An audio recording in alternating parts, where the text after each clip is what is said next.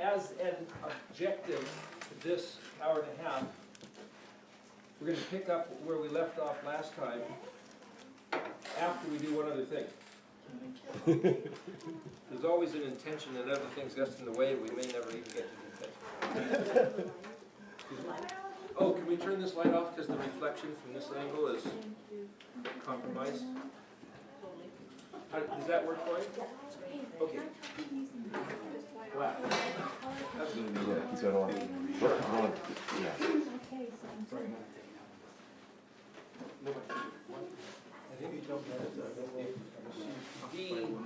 As the week progresses, you'll notice that Tim is using a number of Hebrew words, and I used a number of Hebrew words, and I barely even showed you the alphabet yet. So we want to do that. That's the main thing for today. Started every program with that statement. That was the intention. I wanted to give you that at the beginning so you knew what in the world we were talking about. But I want to mention one other thing first, just to play into what Tim is telling you, and also Brenda had this very wonderful insight that I wanted her to, if you could, Brenda, in a moment, just in a minute though, not right this second. Go ahead and do what you're doing. But let me just say this about this week's talks, about what you're hearing. What Tim talked about last time had two parts to it, and they weren't necessarily coupled together. He presented them both as the same talk. But just so you know, this is not where if you acknowledge one, you got to acknowledge the other, because they're independent concepts. Some of the things I'm talking about are also independent concepts. But just so you know, Tim talked about in Genesis 1, perhaps it was the adversary getting kicked out of heaven that caused there to be this wrecked creation. Now, I remember hearing something about that. Gosh, maybe when I was in grade school or something. The fact that somebody said there was perhaps a whole different existing world between Genesis 1 and Genesis 2. But I've never heard anybody elaborate about that. It's just a theory.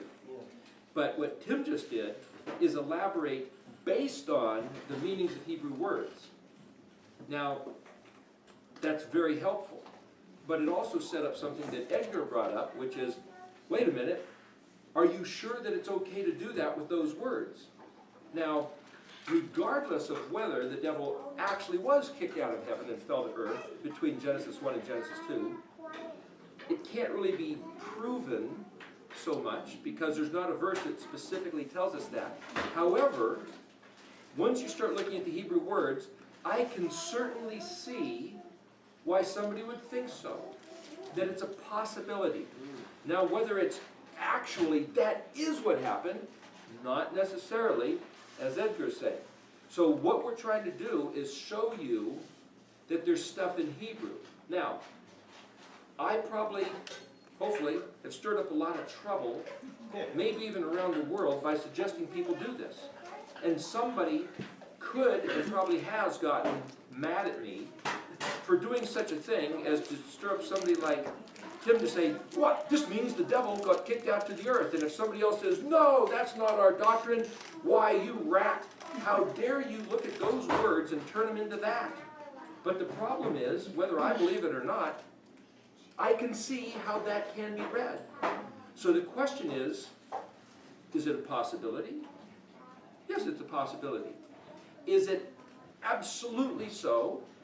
Not necessarily. So there's other ways to read it. Just so you know, last year I was at a conference where it was about physics. And this one particular fellow, Greg Volk, he's this electron physicist, and he's brilliant. He's got all these wonderful things to say, and by invoking his name, which I seldom do, I'm honoring him such that if you hear his name, listen to what he has to say. He's got some great stuff. As he was describing the way the universe is composed with electrons and protons, I found a model for the first 3 days of creation in particular regarding the construction of the universe dealing with protons and electrons, separating water from water, and noticing the bond between hydrogen and oxygen, which forms water. And it's all in the first 3 days. It has nothing to do with the devil being kicked out of heaven, and it also really has nothing to do with even what he made those 3 days, like saying, let there be light, separating water from water, and separating water from earth, and putting plant life in. Because what I was reading was the structure as he composed the elementary particles of matter, just like when he was reading from, what's this guy's name, Parkhurst, or what was it? John Parkhurst? Yes. Parkhurst. Yeah. As he was saying, oh, it's where you take the little individual pieces. Of course, he called them atoms. And then they were unassembled, and then he assembles them. But we now know that the atoms aren't the smallest particles. You can get down to electrons and protons, and then you've got string theory, which gets into quantum physics and this and that, which is what this conference was about. And what I found was that the first 3 days of creation, and I say 3 because that's before he lit the sun up and the moon, and there was something about that because he said, let there be light, but the source of light being from a solar object was not yet. So something different happened on day 4, but the subject is so huge, I was just trying to concentrate on these 3 days. But what I'm telling you is that in looking at it from that perspective, it fit, astoundingly so, just about quantum particle physics. Who would have guessed? I hadn't ever had anybody teach me that, but in listening to Greg Folk and looking at the Hebrew words, I found a beautiful match. Now that doesn't negate anything Tim was saying. It's just, well, which one of them is true? There's different parallels that are, perhaps all of them true, because there's these pictures which all fit. Now, that being said, let's look at Don for a minute. I just want to let you know, you don't have to believe what he's saying. But if you do choose to believe it, a fellow told me a couple of years ago that you ought to be put to death. This is dangerous information. This is very serious. There was a man from Canada who I spoke to who knows Hebrew, knows the history, knows what, he says he knows what the Jews have believed all through the course of time, and he says there's not any Jews that have ever held to the belief that the Sabbath day, or any day, would start in the morning. It's always in the evening. And he told me that if I didn't sanctify or call Kadesh, Kadosh, different vowels, which is to say, if I didn't hold in my heart and declare and actively participate that Friday at sunset was the beginning of Shabbat, then I ought to be excommunicated and stoned to death. And therefore, anything I say along those lines is also, in his mind, so corrupt, so satanically adversarial, that I can guess that if somebody gave him a badge and gave him the authority, he'd kill me. And this was just a couple years ago regarding this subject. So I'm not telling you you have to believe this and promote this, but just know that if what he is saying is true, this is dangerous information. But as he said, it changes everything.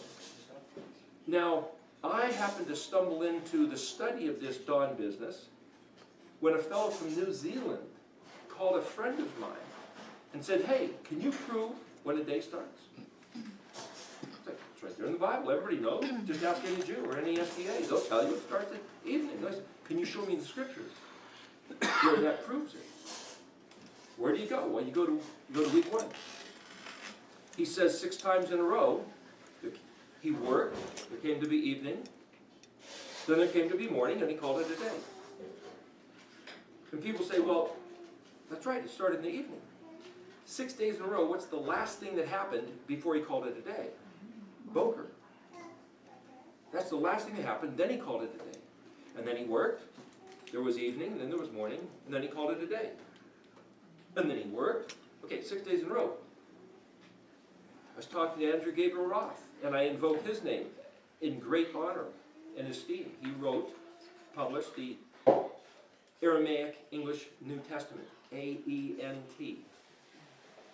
He did a fantastic job. I regard him greatly. He completely disagrees. And I tried to talk to him and say, listen, I'm not trying to squabble with you or fight with you, but can you tell me why? If it says He worked, then there came to be evening, then there came to be morning, and then he called it a day. The evening part is in the middle of that event, right? He worked, there's evening, there's morning. How can it start in the evening? Besides that, as Tim pointed out, evening is blending, which means you have to have light and dark, because it's a blending. So if he starts where he does, in Genesis 1:1, where he says, okay, it was dark, Cossack, what does that mean? Tim went into that. But he starts with dark. There's no blending, because blending you have to have two elements. He starts with dark. Okay, then he created light. Now you have two elements. Now he created two types of interface. So let me just show you one little thing that I was thinking about this matter, and I'm just qualifying it. Because when I asked Andrew Gabriel Roth, he said, I'm just trying to understand the logic of why you don't see it this way. And he says, when Yahweh starts speaking, he tells you one thing, and if it's a circular thing, or if it's an extent, okay. And then he's going to tell you again, but he doesn't end up at the tail, he goes back to the beginning. So different than the way Tim interpreted it, he would say when he says, in the beginning, Elohim created the heavens and the earth, that's like the title. And then he says, now this is how it starts. So he goes back to the beginning. Okay, then he says, it was dark, and he says, let there be light. Now, so Tim's reading it a whole different way. He says when he said, let there be light, I mean, when he created the heavens and the earth, that was an event. Can anybody prove that he's right and the other one's wrong, or that the other one's right and he's wrong? No, because there's two different ways to read it. Which is why you get different translations, which is why you get different denominations, which is why you get different doctrines, which is why you have people killing each other for the last 2,000, 3,000, 4,000 years. I can't say he's wrong. I can say I wasn't taught that, and I don't know that I necessarily believe that, but I don't know, I can't change my beliefs unless somebody presents information. So once he presents information, there's two jobs. One is to say, what is he saying? And if I can understand, that's the communication. We talked about that yesterday when Brenda said it's about intimacy. What does she mean by that? And I'm trying to understand what she is communicating. Now, once I have that communication, I can look at it, which is what Barry was saying, and I can say, do I agree or not? How does that fit? You know, you try to put it on like putting on a shirt. Is it too big, too small? I mean, does it fit? Can I wrap my mind around it? Can I make it mine? I could say, well, Tim says, but can I understand it, own it, perceive it, which is the job that he can't do for us. I can't even do it for you showing you this alphabet, which is why I tried to make a point when Tim showed you Boker, Bet, Kuf, Resh, those aren't my words. He saw something in the assimilation together of Bet and Kuf and Resh, making Boker, and then looking at the different dictionaries. That's the task of doing this. So all we're doing here is saying, hey, here's some stuff. Here's some information that you have to pick up and make it your own. But I'm letting you know that if you go carrying this stuff around and showing people, hey, look, guess what? There's some people that are going to hate you and want to kill you and disassociate any fellowship from you and say all manner of evil against you falsely for his sake of giving you some insight that just might be true. Which is why people disfellowship. Which is why people are anathema, banned, cursed, ba'ashamat, excommunicated. Which has happened to me and probably many others. So when Andrew said, what he does is he says, he created the heavens and the earth, and he goes back to the beginning. It was evening and then morning, and he goes back to the beginning. It doesn't mean it didn't start in the evening. To him, in his mind, it absolutely starts in the evening. Therefore, everything, he wrote a book called Wheel of Stars, which is this great book, very heady science, fitting the entire calendar together using the constellation. You have that book? It's a fabulous book. I'm not denying it. However, it's predicated. If I say 2 + 2 = 5, and therefore, let me show you all the math that can extend out of that.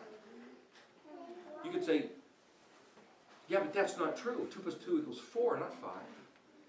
Yeah, but look how fantastic things you can do if 2 + 2 did equal 5. And I could construct a whole city, you might say, from the foundational building blocks of 2 + 2 = 5. As a concept, that's valid. It's just an idea. But is it? Now, so if Andrew or anybody else says, because the day starts in evening, then this is what it looks like. They might be right. They might be right.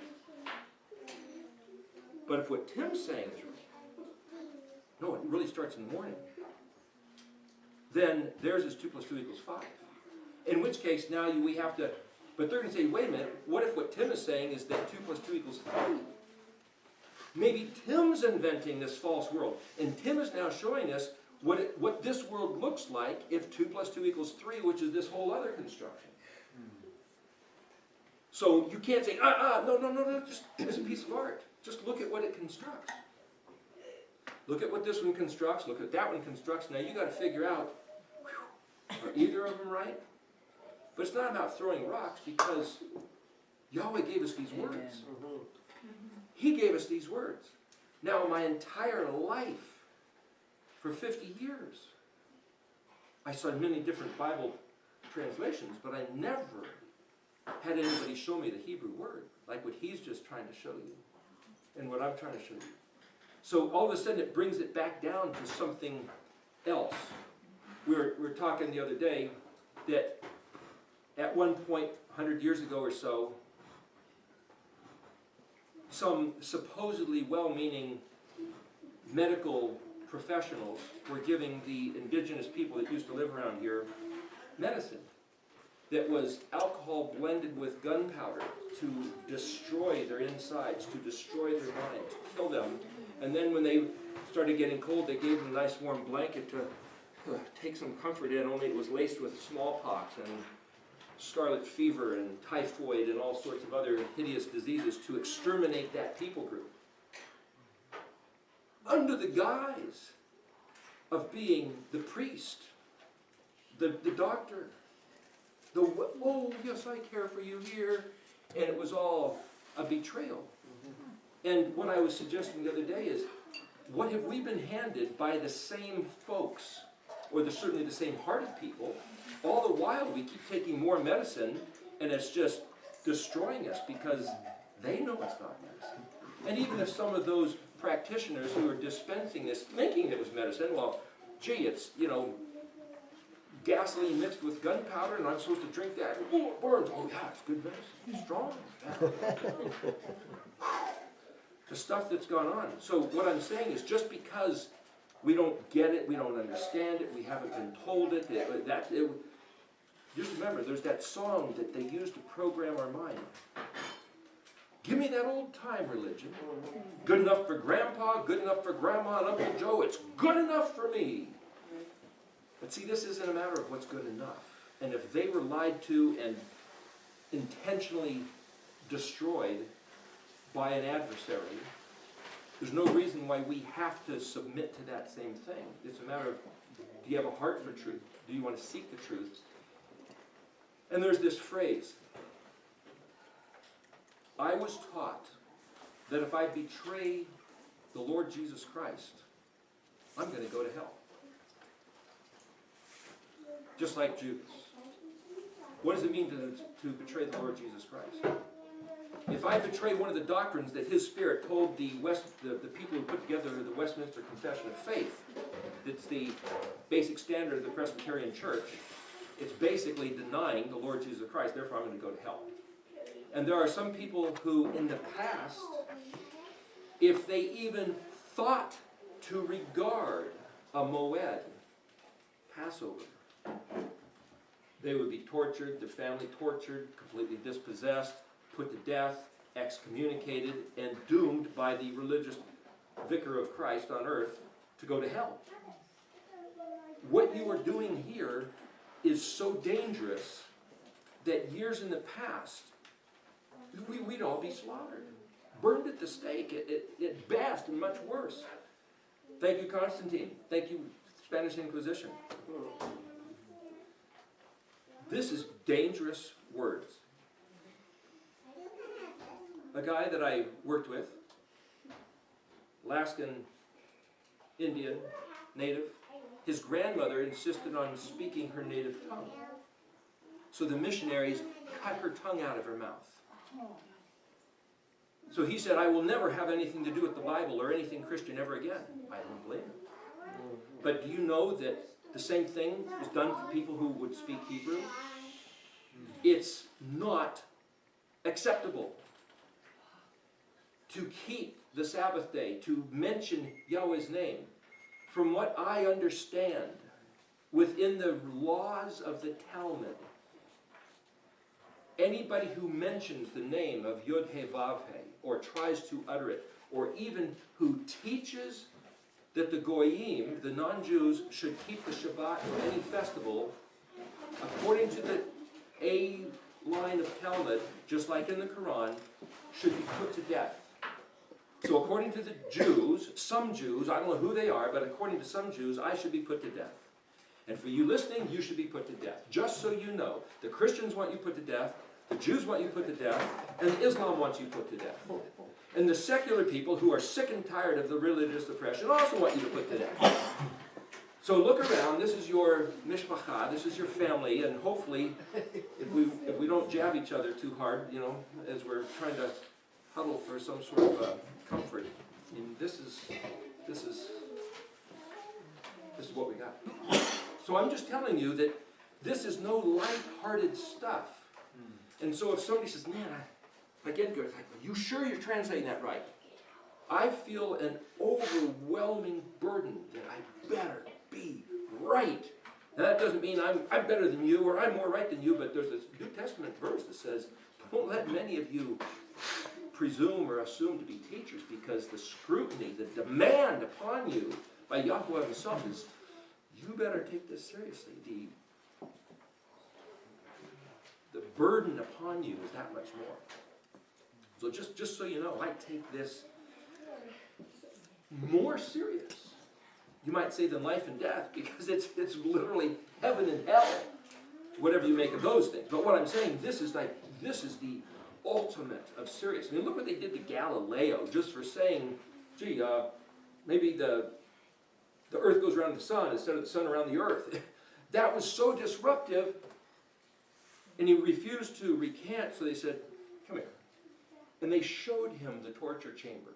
And he goes, okay, I'll shut up. Whew. Thank you, Yahweh, that it has not come to that yet, and may it never. But I'm just telling you what this information is. A movie came out called A Dangerous Mind. You know, whatever they were talking about, if you think about this stuff, you now are officially a dangerous mind, which puts you on some sort of political hit list for removal, just so you know. And I'm not telling you that to scare you, I'm telling you that to realize what this stuff is. Because, now let me tell you another thing about prophecy. Daniel chapter 2. But before I tell you Daniel chapter 2, it depends on what the alphabet letters mean. Because the way I see it, the only way that I can see it is not to apply doctrine, is not to take what somebody told this prophet, that seer, that preacher, that revelator. Has nothing to do with that. All I'm doing is looking at the letters. So I'm going to write down the Hebrew letters, we'll go through the alphabet, and then we're going to look at Daniel chapter 2. Okay, Nebuchadnezzar's statue. But first, before we do that, Brenda, you want to give a word of what you see? And this, what was the word again? Hosek. So here, let me just describe this real quick. Het, Sheen, Kaf. Now, actually, Kaf, I write like kind of shorthand. It's actually like an open hand. And this is people write CH. And just so you know, it's not Chanukah or Melchizedek. I write this CX because it's a gravel sound. So it's Mel. Actually, that's a K, not a CH. But most people call this letter the CH.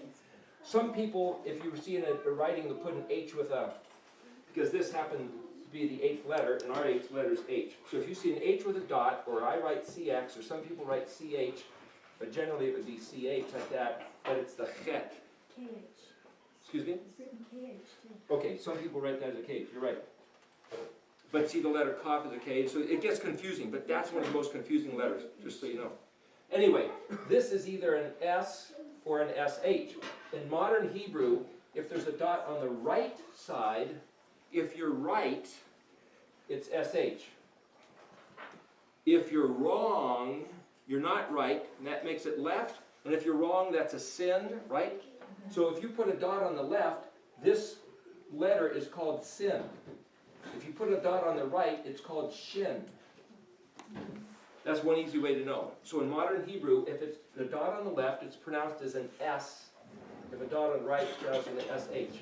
And then this is the K sound, as in Melchizedek. So it's not an L, but it's more, I think maybe that's where they give you the KH sound maybe? Okay. Well anyway, the real way to do a K sound is with also very similar to the chet, so it's chosech. But this is a harsher sound than yes? A question, those vowel points, are those inspired? No. What I'm trying to They're get at simply is, put in by the Mazrites, but see, Paleo doesn't use them, so I just ignore them. I'm just putting them there so you know the difference between sin and shin. But here, this is why I'm saying, because she's going to show you something, but whenever you have the letter K at the end, it literally means you or your. Not every time, because in this case it doesn't mean you or your, but it's part of a word. Chosek, which is darkness, obscurity. And then she's going to tell you something about this word. But I'm saying line up the phonetics to hear what she has to say. I speak, here you go. Oh, you have to, you're talking to that. No, it's okay. But this has to be recorded. Recorded. Oh, you can just hold it there. So, when Tim was teaching on Hosek, all right, so we know that our sovereign king has given us choice. He gives us life or death, right? And then, so we get into conversations about all this information that we have, and it's a choice. We can either accept it or reject it. Then I was sitting there looking at Hosek, and it was just like, oh. I think I got a dry pen a little bit. I looked at that, I'm going, so we have choice of life or death. But, do you see where I'm going with this? Choose. Choose. And then Eric brought in the you or. Your. So, we have a choice, but then you can choose. And Hosek is darkness, it's that evil influence, it's the everything to us that is blah, not good. So, right, Hosek, we can choose to stay in darkness. Or we can choose to be in his light. That's cool. And then, if I take it a step more, if I do that one, what is that? Choose. Who, this is a play on words, I know, but I'm thinking, okay, he gives us choice, and then we can choose, You can be chosen. and then we can be chosen. Thank you. Praise God. Eric, Yes. could I just have you, in 5 minutes, Yes. briefly show how Yahweh makes provision for this darkness, because it is a consequence for making wrong choices. Because the attacks that have come to us are, how can I say, we're saying that he didn't create that, but he made provision for our choices to take us there because he gave us choice. Do you know what I'm talking about? Can you maybe expand on that? Because we didn't have a chance to do that, and I don't know.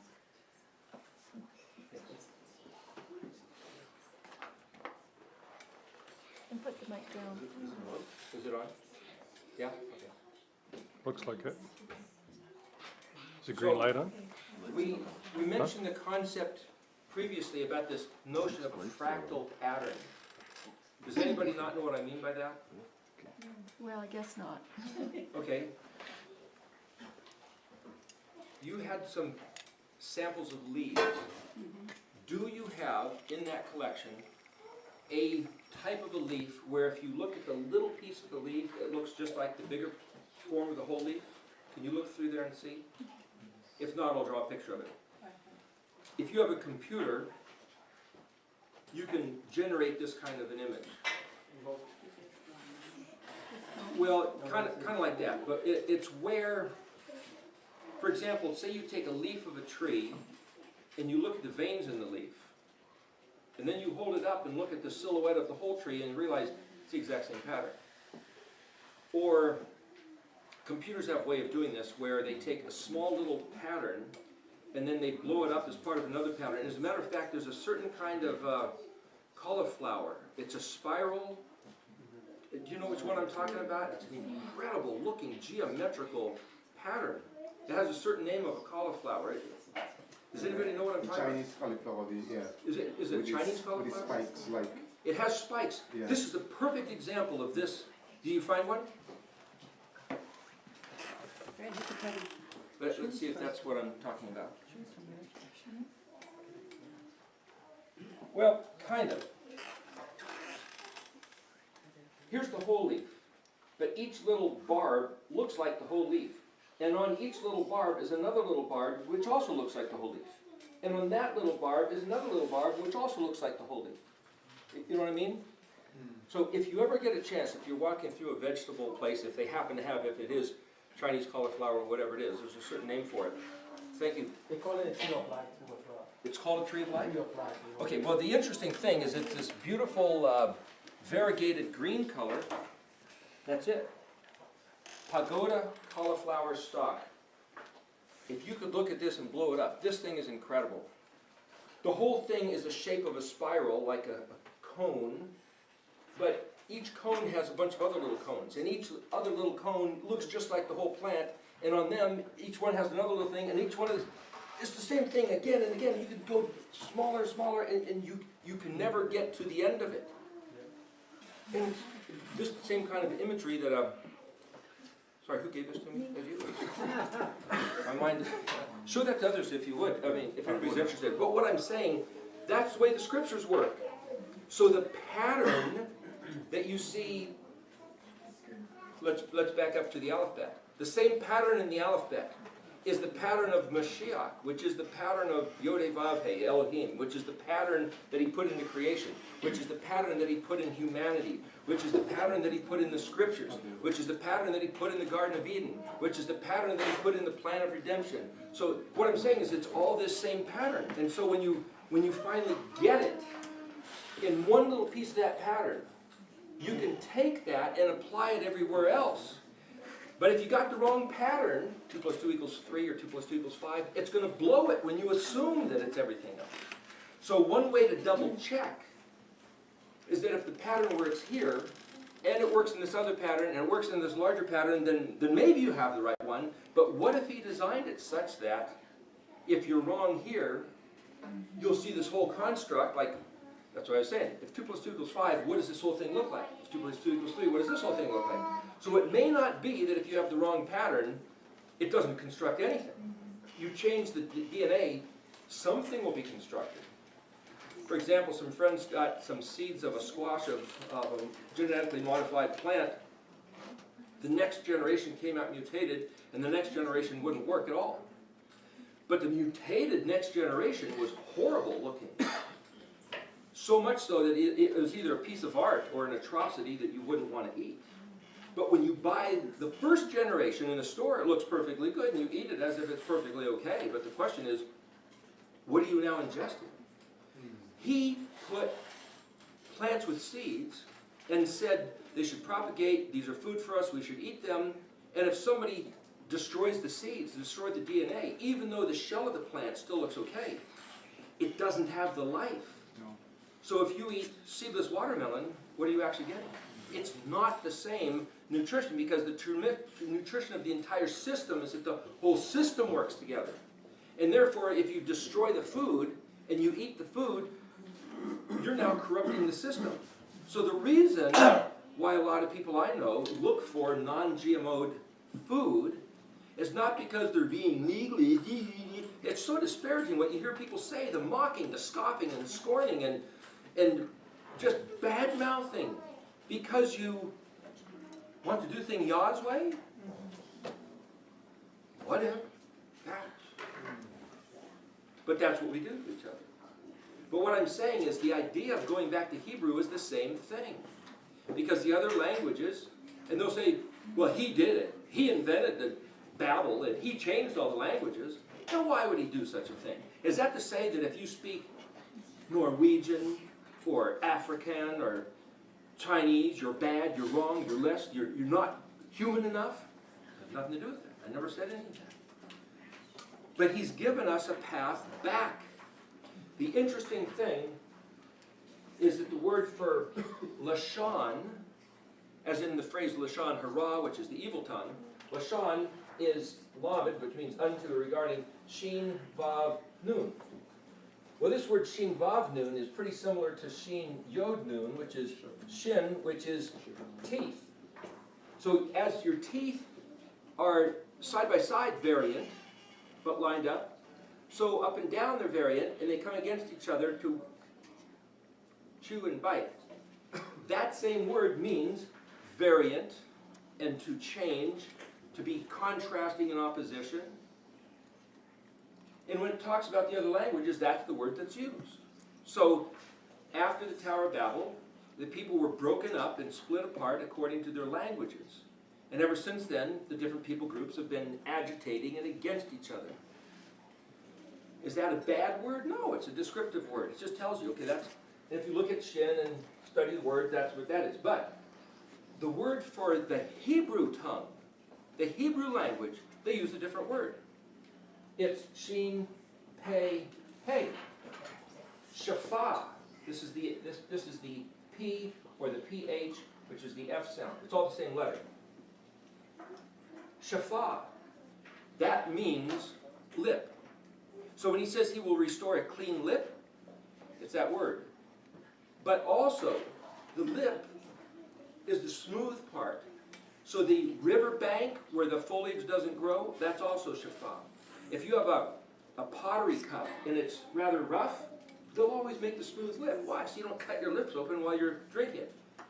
You lose your hair, that's also shapha. Where the wind blows and clears something away on top of a mountain, that's also shapha. It also means restore to health, cure from lunacy. Now, why would that be the case? So someone asks, well, what's the real definition? Does it mean language? Does it mean bald? Or does it mean restore to health and cure from lunacy? Or does it mean language? Yes. So the way I look at it is, yes, it means all that, and it's particularly related to the Hebrew lip, the Hebrew tongue, the Hebrew language. So I choose to believe that by studying Hebrew, we are restored to health and cured from lunacy. To recover is also what it means. And I believe it's the same word that means after a funeral where you serve a meal, because people have the remorse, the crushing, and you serve a meal to invigorate them, because the one who has passed, their job is over. Their struggles are ceased. They're slumbering until the awakening. But the rest of us got to get back to the task, put our feet back to the walk and our hands to the grindstone, as it were, so that meal recovers us. That's what the Hebrew language does, because it's the same exact word. So, as I look through definitions of words, I'm reading into it. And one can choose to not read into it very deep, because they just want to get the surface level. A friend of a friend works for a Strong's Concordance. And apparently he told my friend, he says, we know there's no possible way to give an accurate one-word to one-word translation definition. But we got to do something. We got to give you something. So you get the word was, or became. Why? So you can read the text. Because if you don't have the Bible, you're looking around, what's this place doing here? I don't know. What are those dots in the sky? Twinkle, twinkle, little star, how I wonder what you are. You're like a diamond in the sky, but for centuries, nobody knew what those things were. Now we've got Hubble telescope, we can take these pictures and it's pretty astounding. We see the colors and this and that and the other thing. We know stuff, but in the past they didn't. The same difference is having these words of Scripture. People in other cultures, they don't know what those stars are. They don't know how this planet got here. They don't know who El Elyon, the Most High, they have a concept of Most High, like Melchizedek. He referred to El Elyon. He didn't call him Yahuwah or Ehyeh. Why not? Did he not know? Did Melchizedek himself have a diminished understanding? Do we now have more access of reality and truth than even Melchizedek had? Yes. Because he didn't have any insight of Yahushua, the man that walked amongst us, nor did he have the Ruach HaKodesh poured out the way that Yeshua gave us, nor does he have the full scope of the Scriptures. We are in a better position of understanding and being able to actively do the work of the kingdom than any other generation ever before. Because like I said, 100 years ago, anybody that had these thoughts would have been put to death. How we even got this far is almost surprising. But here we are. And as you pointed out, we're at liberty to have this moed without any conflict. And to sit and think without anybody crowding in. A little event happened, and I don't know why, but at Waco, Texas, a few years ago, these people were meeting to have the religious observance of what they thought was reality, and some stormtroopers came in with blaring music, blasting lights, tanks and fire and chemicals to destroy them. The blaring music was so that they couldn't think. The chemicals were to destroy their physical body into contortions of spasms of cramping, that their bones were even breaking. That's what was done by certain people who didn't want them thinking outside the box. That was just a few years ago. That wasn't the Middle Ages. Just so you know what we're dealing with. Which is to say, thank you, Yahweh, my Elohim. Why are we now looking in Hebrew? To restore to health. Why? Daniel chapter 2. Okay, we'll get to that. But I just want to show you that why is it that people think that skulls and crossbones are so cool? There's something about it that's fascinating, enchanting. It's that inner nature that ever since the beginning. Why was it that the Nachash in the garden was able to tantalize Hua, then Adam, with the thought that, hey, there's this other thing. Really? Why did they even start to look? Because Yahweh put within us, as part of our psyche, as part of our nefesh, our being, curiosity, intriguing. Is that evil? No, he made us that way. And then he said, don't do it. Why? Choice. He gave us a choice. And if there wasn't anything to choose, he would have denied us choice. We were talking about, you give a beggar a coin and say, no, but don't spend it. No, you can spend it whatever you want. Your choice. I suggest you choose life. That's what Moshe said. I put before you life and death. And I urge you, please choose life. But if you don't, that's your call. I can't make you. I can bend your arm until you choose life. All we can do is say, here's the words. Here's what Yahweh said. And each of us gets the choice. So why did Yahweh make the earth such as he did? Why this path? To give us a chance to choose. And therefore, if somebody says, I love the skull and crossbones, I love the Black Death. Okay, that's your choice. I find it intriguing. I find it kind of mesmerizing, or I have to choose no. Still interesting, but I have to choose no. I have to choose no, and then turn my foot from it, even though, oh wait a minute, who did that? Who walked and looked back? Lot's wife. We can't even do that. He gives us these stories by which we can model, conduct our behavior, and say, if I go back to something I already turned away from, is he really going to turn me to stone? turn to a pillar of salt? Dare I? Wait a minute, why am I even doing that? Human nature? Okay, that's a good excuse. And maybe it's even true. But we're not in bondage to or subject to human nature, but we're influenced by human nature. So my point is, if you have a thought to look back, that's not the sin. You didn't corrupt yourself unto hell. Even if you happen to look back, and there was this one guy, first started going to this church many years ago, and home church meetings. And I only went there a couple weeks, and this particular leader was greatly adored by the people. And he says, "Hey, I gotta quit. I can't do this anymore. I've got to get on with my life." And everybody was like, "Oh, you meant so much to me." And everybody went around the room and complimenting the guy and saying how much he helped their life. And he's like, "Oh," I remember he said, "Boy, I don't want to hear anymore because maybe it'll diminish my rewards in heaven. You know, if you get rewarded now, then you won't have them there." But everybody was saying, "Oh gosh," he kind of disappeared. I don't know where he went. Nobody saw him for a couple of years. And somebody said they saw him once on the street, and he was kind of all punked out, you know, going like he was back in the world. It's like, really? Him? And then I later heard a story about 5 years later that said he had just turned back. He had just turned back to the walking the way of truth and light. Car accident and killed him. Did he turn back soon enough? Let's hope so. But there's a scripture that says, if the wicked man turns from his wickedness unto righteousness, none of his wickedness will be remembered. None of it. But if the righteous man turns from his righteousness and turns back to his wickedness, none of his righteousness will be remembered. You're left in your state. But that goes then, oh well, what about the doctrine of once saved, always saved? But what about the doctrine of, it's like, I'm not talking doctrine. I don't know, you can make up your own rules if you want to. Go ask somebody else what they think about that. What do these words say?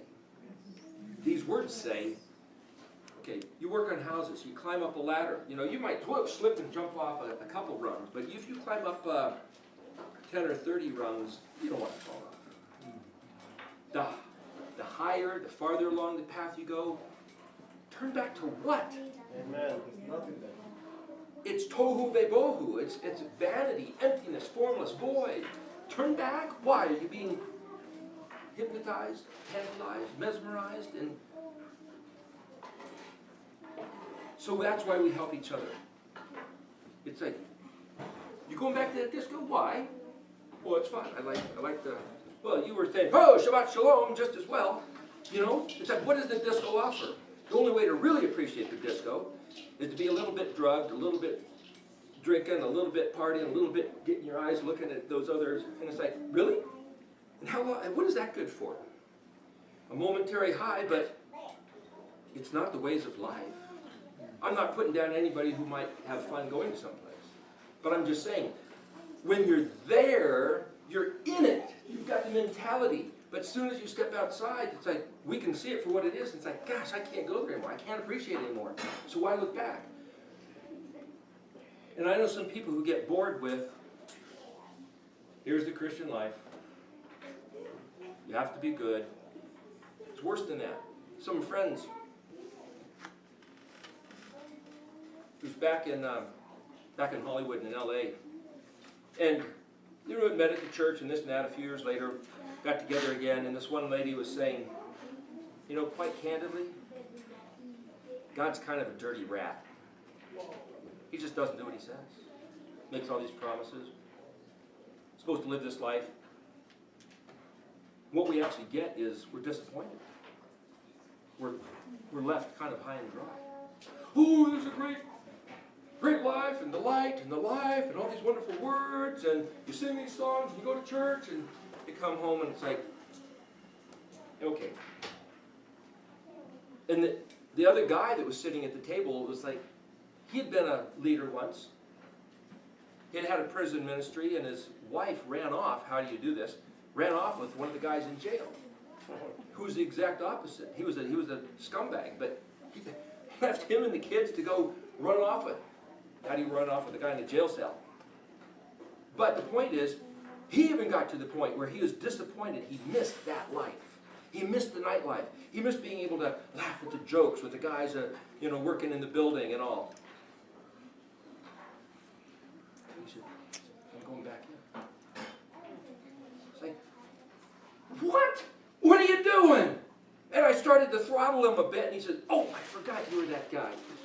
Sorry, I'm sorry I'm even sitting here at dinner with you. It's like, okay, what do you want to change the subject? You want to talk about sports? Okay, sure, let's talk about sports. He didn't want to hear it. Didn't want to be corrected. And if he doesn't turn around, or didn't, this was years ago, it's like, gone. Really? You're going to forsake the kingdom of Elohim unto eternity so that you can laugh at some stupid joke? So that you can wiggle your butt to a tune?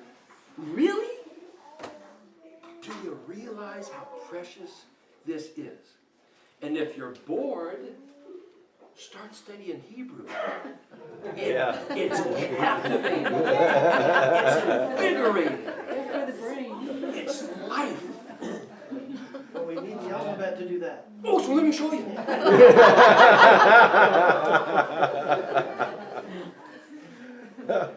He didn't do my consequences things. That. So again, I would encourage you, if you could, to write these down. The lights are off, but just to practice. So I'll write the letters a little bigger. Just to practice drawing them. And just so you know, this particular font I use, that's another part of the story, but it's not what anybody else uses. Okay, so you go online, you will find other fonts, but not the one I use. However, a friend of mine, back in Oregon, made a very clean file of this font that I use, and you can get it from him and put it on your computer so that you can type with these letters if you want to. Make them any color and any size you want. It's called Pure Paleo. He has a really pure and clean vector file. And if you contact, well here, this is who you contact. I'll just put it on here and then we'll get on with it.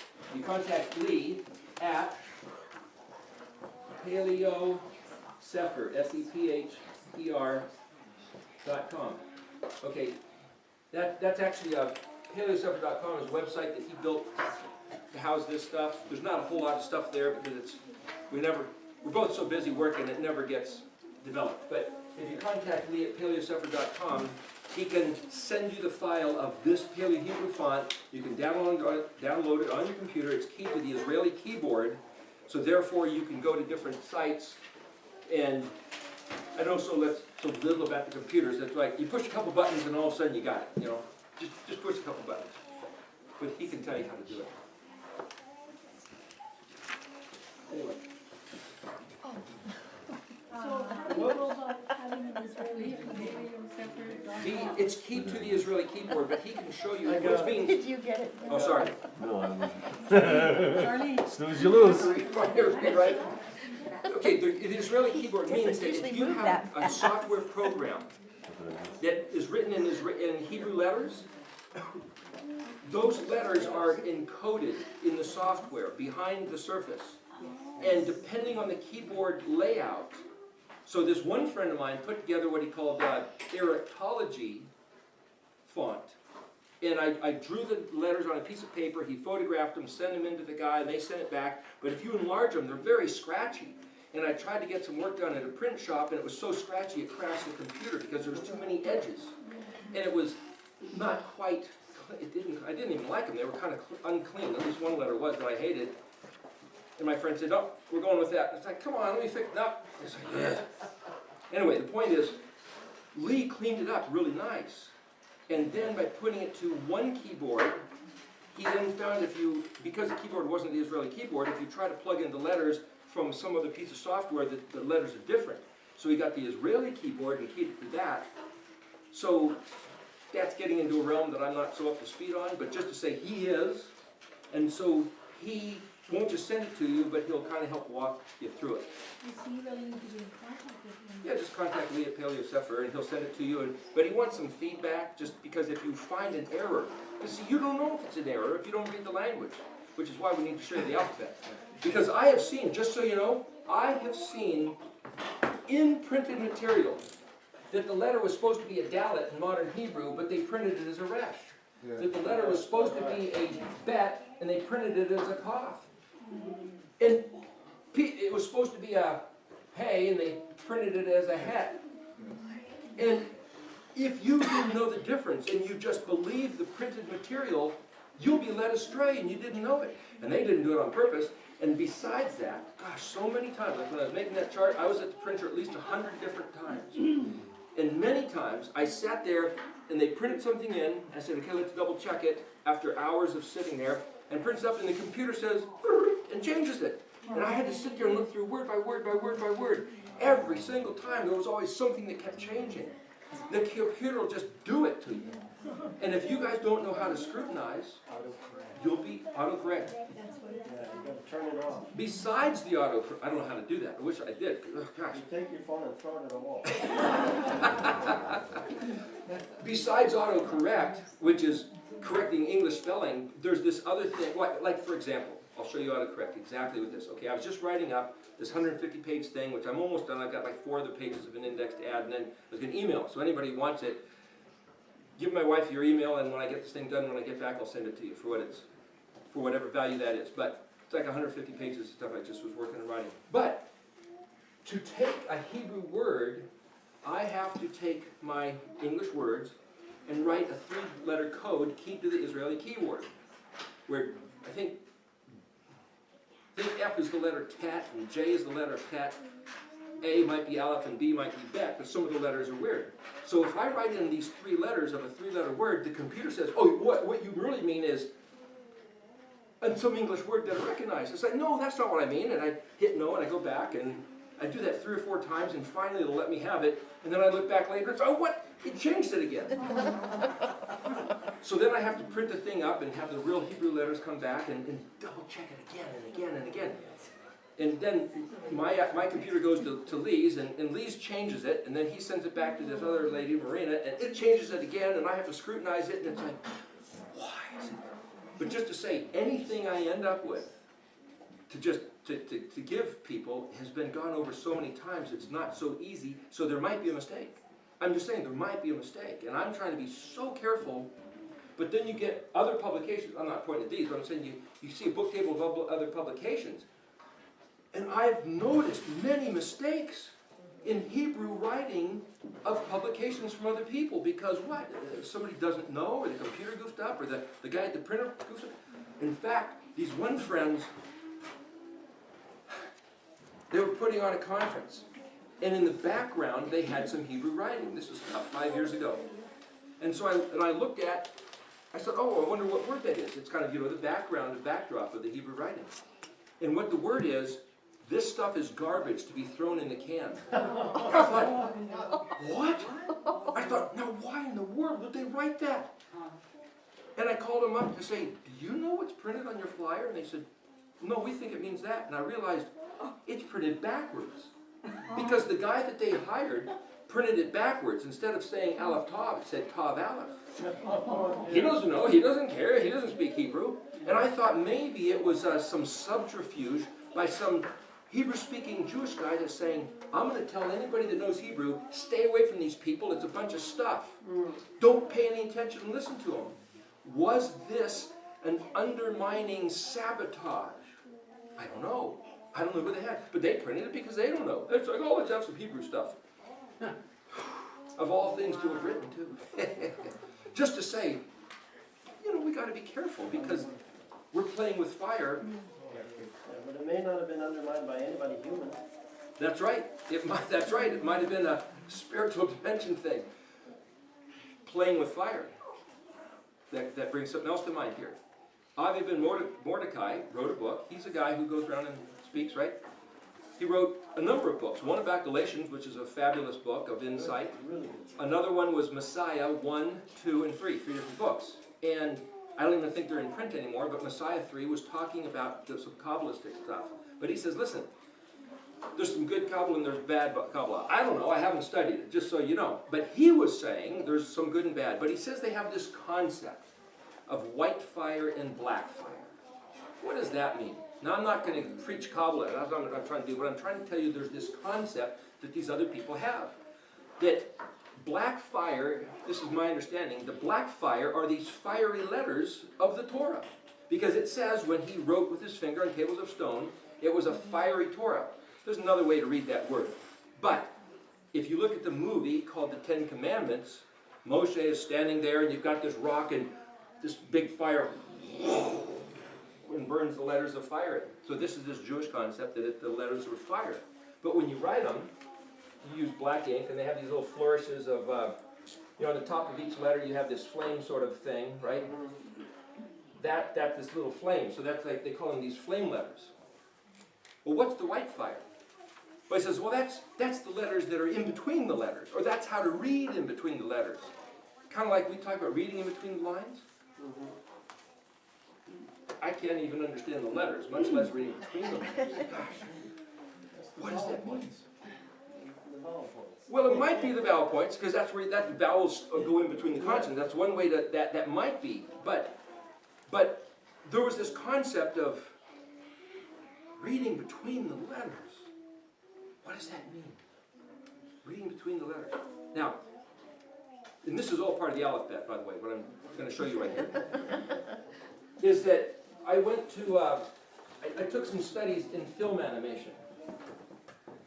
And the way if you know what a flip book is? Yeah. You draw pictures incrementally different, right? And as you look at it, they move. Okay, so I was thinking, what if the alphabet was a flip book? How would it look? So if you have Aleph, and then you have Bet, and then you have Gimel, Dalet, Hey, Vav, Zayin.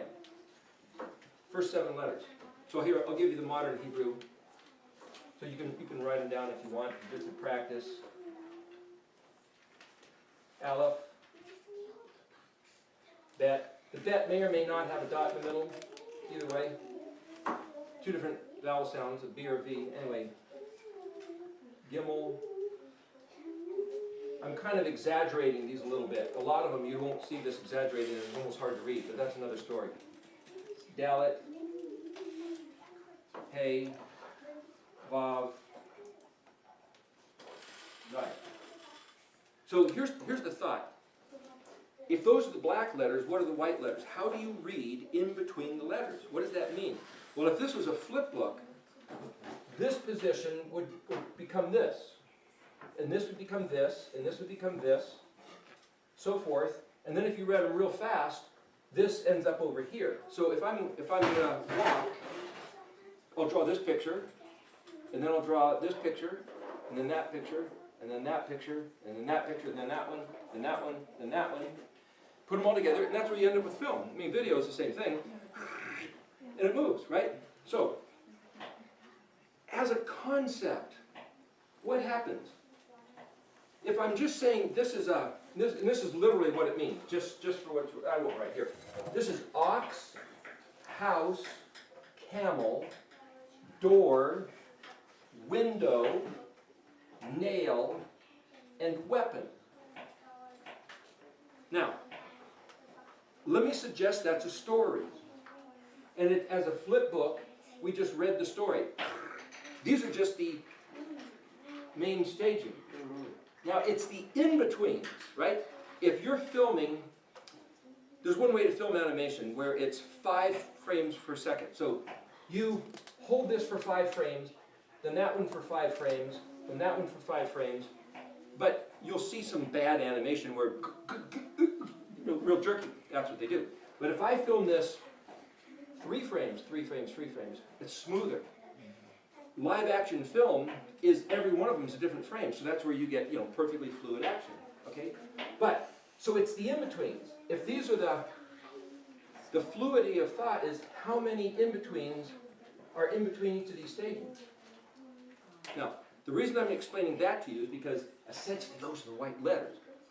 But nobody tells us what these white letters are. So I am now, non-scripturally, trying to show you just thinking. We're thinking about Yahweh's stuff, using other stuff in life, film work, to look at his alphabet and say, what does this mean? So, what does it take for Aleph to get to Bet? If I'm showing you this position and that position, I move my arm and my leg. That's what I'm doing. Okay, but what is it, as a concept, what did Aleph do to become Bet? Remember what we said Aleph was? What? An ox, sure, and Bet's a house, right? Okay, but let's get out of those pictures. What else is Aleph? The infinite. The infinite, and what's Bet? House. The house, which is finite. Okay, what had to happen for the infinite to become finite? Go to the gate, or go through a door. It had to go through some kind of a door, but a fence or a door is a place of transition. So what you're saying is that something transitioned, but what? Based on what we were talking about the other day, think about it for a minute. This isn't a trick question. We're contemplating how the alphabet works.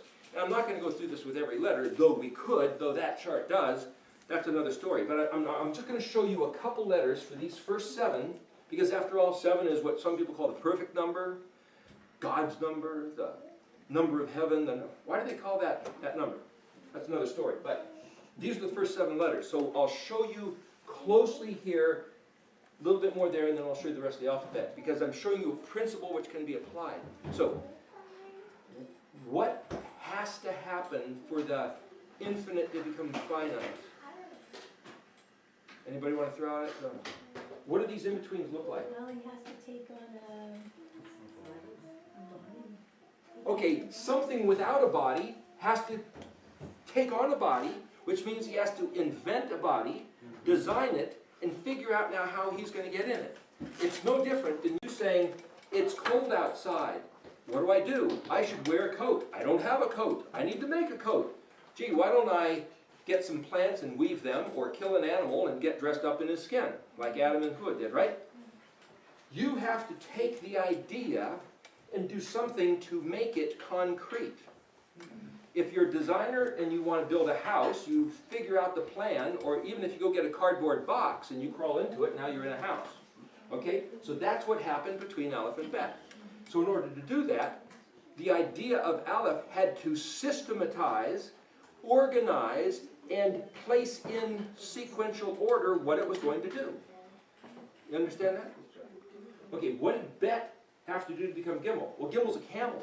Well, this is a house and that's an ox. So what has this got to do with an ox and a house? Kind of nothing. But we could take on another frame of mind, which is a different conversation, which we're not going to have, and now we're going to try to figure out what does the ox have to do with the house. But for now, we're not going to go there. But that's what I'm saying.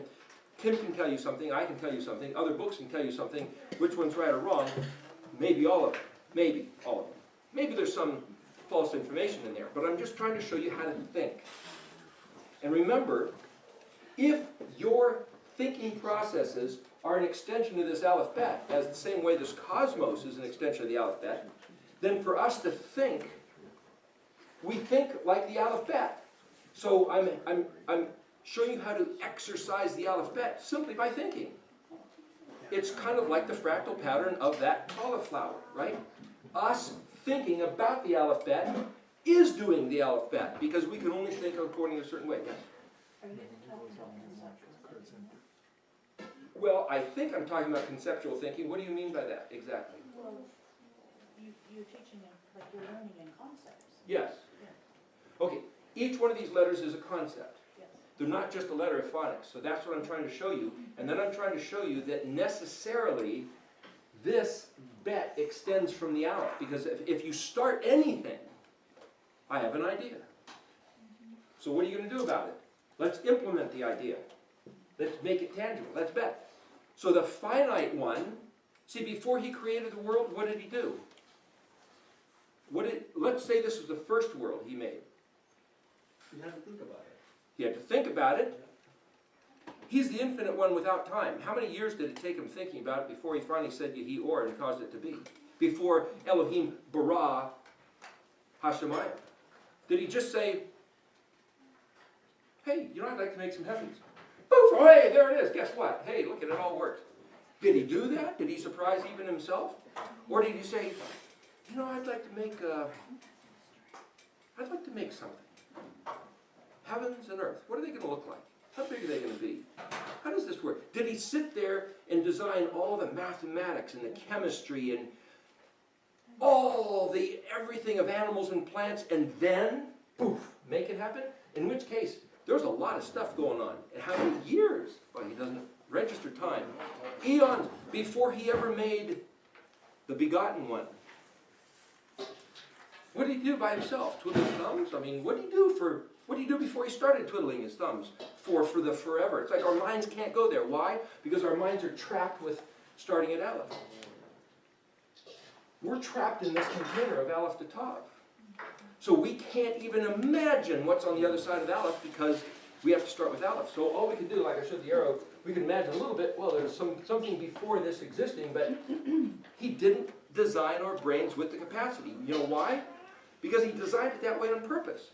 It could have been otherwise, but it isn't because that's what he made. So what I'm saying is that I'm trying to show you a little picture of all the thoughts that I have put into contemplating this alphabet. And it might sound like a little scatterbrained or a little bit weird or a little bit, he's going on and on. And it's like, hey, listen, I've given you about 15 minutes right now of what was 15,000 hours of trying to figure out how this works.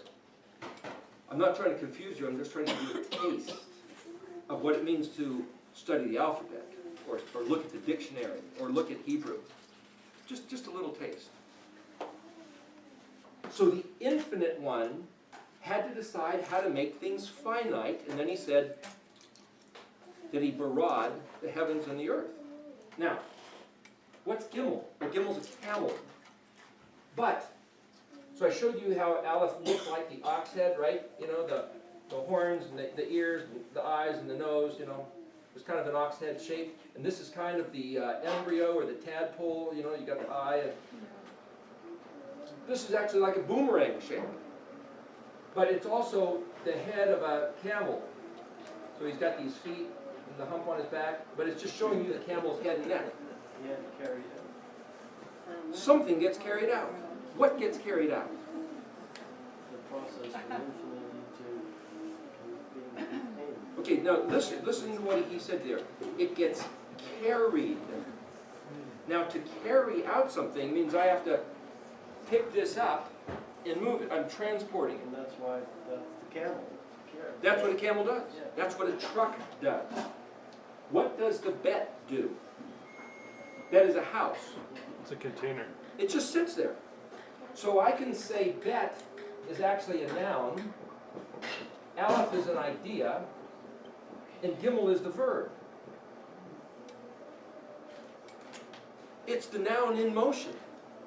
Yeah. Now if all of a sudden I take a wind-up car and I set it here, that's me taking the bet and winding it up, and now I let it go so it's Gimeling. Where's it going to go? Out the door or bump into something, and it's like, why? It's going to hit my sore foot. Now why would it do that?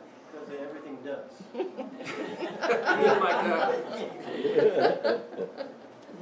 Once you send something in motion, it needs direction, right? The direction is either keep going or stop, or turn right or left. So what's direction? Hey, guess what? The next letter happens to be Dalet, which is the door, which is a choice, which equals direction. So do you see with the natural flow starting to happen? It's like, as soon as you have an idea, what do? You put it into form. And then you take the object and set it into motion. You make an earth and a sun, and then you send one around the other. But once something's moving, it's like if you make a car with an engine and you don't give it any brakes, now you're in a little bit of trouble. Reminds me of an article I saw went to some store where they're selling parts and all, and they had this article. A guy had got a hold of a jet engine igniter type of a thing. They used to start up jet engines. And he tied it, clamped it somehow, bolted it to his Nova, and went out in the desert. and they could see where he hit the brakes. There was a skid mark, and they found him stuck into the mountain. They found some teeth. It's like, oops. I don't think a seatbelt would have done any good. The guy didn't quite think far enough ahead. You know, I mean, how do you stop a jet engine with some friction brakes on some wheels that are not even any longer on the ground? In other words, his idea wasn't thought through quite well enough. He might run through the wrong door. Wrong choice. I missed the door. You went through the wrong door. Okay, so that actually is what hay's all about. Hay is a suggestion of how to choose the right door. That's exactly what hay is. Because hay means da, like, I put before you life and death, I suggest you choose life. Don't start that in. That's hay. And you say, okay, now I've made my decision and I'm attached to it, I'm locked on. So this fob is a nail, which is to attach, which is to commit, which is to make the choice going through the suggestion and actually going there. And then Zion literally is a weapon, which basically means to be cut off, which is to say the choice is, what's the word? To be validated, or when you, when something is done, when they, when they take a bill, it's ratified. Like a bill going through Congress, it's like, okay, done. Done. It's, you're committed. Yeah, sure, it is finished. Same concept. Okay, so you're locked in. Once that guy lit that thing up, he had made his choice, and he was not going to stop just because his foot hit the brakes. It's like, no. Huh?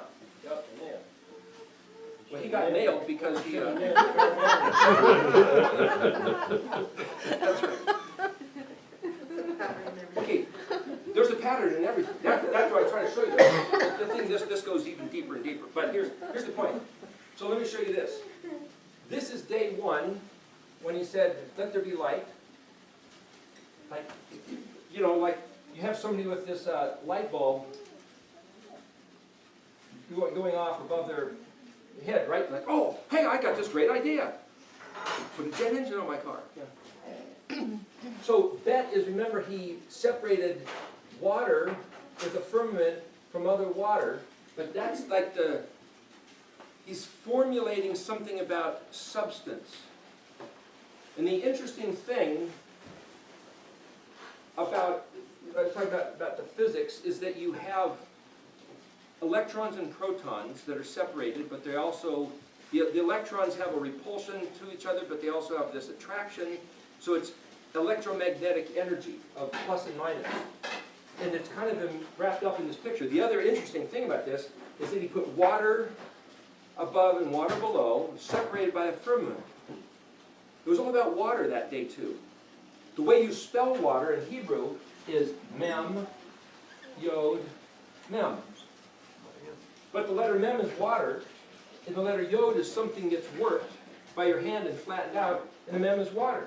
So what you have is that a separation of water by a firmament is the spelling of the word water in Hebrew. You see what I'm saying? Water separated from water with a hand-worked firmament is the word water. And that's what he made on day two. So it tells me that that was on purpose, that the spelling of the word mayim for water has something to do with the way he designed the physics of what is a photon, what is a wave. It gets on all this other thing we're not going to get into. But what I'm saying is that that's not a mistake. That's not an accident. That's incredible. That what he did on day two is the way you spell the word mayim. Okay, on day three, he put plant life, essentially, plant life. So in other words, He could have put life in the water, but what he did is he separated water from earth, and then he put plant life. When I said he spoke plant life into the soil, because in Genesis 2, that's a whole other subject, but he says the plants hadn't sprouted yet. So sometimes you see pictures of where people say, well, on day 2 you see this lush garden. But in Genesis 2, the plants hadn't sprouted yet because there was no rain and there's no man to water. Okay, so at least he planted seeds in the soil. So planting seeds in the soil is a theme of plant life. And remember, Gimel, carrying something out, is back and forth, right? What do seeds do? They propagate the genesis, the generations. They generate life. Door to door is generation after generation. So there's something about this boomerang action of carrying forward, of going back, of going forward, going back. There's this action. So Gimel is about an action. And when you see this, it's going out and it's coming back. And it's growing up and then teaching the young. And it's teaching and learning. And I'm saying this for a reason. It gets into Daniel 12, which we're not going to get to right now. But you'll have to remind me to talk about that later. But I'm showing you that this Gimel is an action. It's not just the idea of a verb. And then day 4 is he lit up the greater light, and we'll say the lesser light, right? The sun, moon, and stars. And day 5 was the birds in the sky and the fish underneath the water. And day 6 was animals and man. And day 7 is Shabbat. I'm not going to go through this in great detail because we're running out of time. But what I'm saying is, look what's happening here. Fish and the birds, what does that got to do with the suggestion? Life and death? Fish are down there and birds up there. It's a metaphorical picture of heaven and hell. Life or death, heaven or hell, life or death. Make your choice. I suggest you live, and then you attach. What is man's job? As priests, man takes the affairs of 130 or 30? No, 30. 30. Man takes the affairs of heaven and the concerns of earth, and the Kohen, the man's job is to pull them together. So what are the prayers of your heart? You see what's going on earth around you, and you invoke his attention. Man is this connector between heaven and earth. And the ones who are into death, they could care less, they're just going around causing trouble. And those who care petition, intercede. The animals don't do it. Man does it. Man's job is that vav. Shabbat is cut off. Okay. Here's a certain theme. It's tied to these other things. Now let me show you one other level of what's going on here. And when I'm saying what's going on in between, I've tried to show you that the in-betweens are that these are staging. But if I just say ox, house, camel, door, window, nail, weapon, could you see the story? Not so easy. Now here, let me show you another level of the story. I don't know if these colors are no good for you, but anyway. There's a word that's spelled Aleph Bet. Ab. You know what it means? Father. Strength of the house. You could say Aleph is strong, like an ox, and Bet is a house, so the strength of the house. Now, this book here, by Frank Seegans, that's what this book is about. Simple. Aleph is strong, like an ox, Bet is a house, so therefore Ab, the father, is the strength of the house. And he does that with all the letters.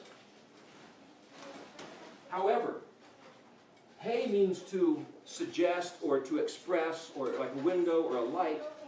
So the word spelled Aleph Bet Hey literally means to desire or to refuse energetically, to want passionately or to resist. Well, the father's job, you could say, is to allow things in or to keep things out of the house. The father's job it is to say ultimately yes or no. But the father is the one who had the desire to have a family and to build a house. That's the father's desire. So it's not just the human father's desire, it's Yahweh's desire.